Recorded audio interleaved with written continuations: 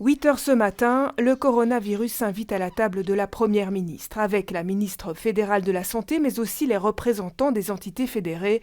Il s'agit de faire le point et surtout de parler d'une seule voix. Ce que nous avons décidé ensemble, en tout cas, d'un commun accord, c'est de baser nos actions sur base des recommandations du comité scientifique. Il ne s'agit pas d'une situation statique, il s'agit d'une situation évolutive.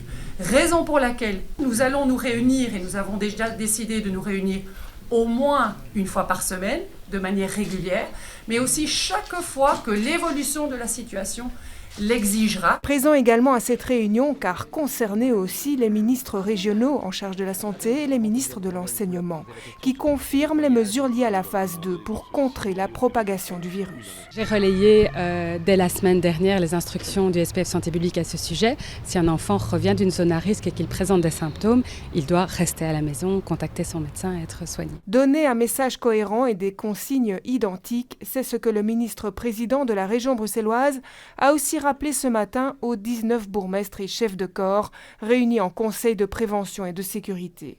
Une mise au point qui vise notamment le bourgmestre de Woluwe-Saint-Lambert qui a pris un arrêté de police interdisant l'accès aux lieux publics de toute personne revenant d'une zone à risque. Ce que j'ai rappelé ce matin, c'est qu'il ne fallait plus prendre de mesures individuelles, que nous devons travailler en coordination. D'abord, les 19 communes, ça va de soi, mais Bruxelles n'est pas non plus une île. Nous devons travailler en coordination avec l'ensemble des autres entités. Il y a d'autres pouvoirs qui travaillent à Bruxelles, je pense aux communautés pour les écoles. Et donc de travailler en concertation les uns avec les autres pour prendre les bonnes mesures, les mesures adéquates. Chaque jour, à 10 heures, la ministre fédérale de la Santé fera aussi le point sur le nombre de personnes touchées par le coronavirus. Entités fédérées et fédérales se retrouveront, eux, à 8 heures tous les mercredis. Possible, même si elle tombe du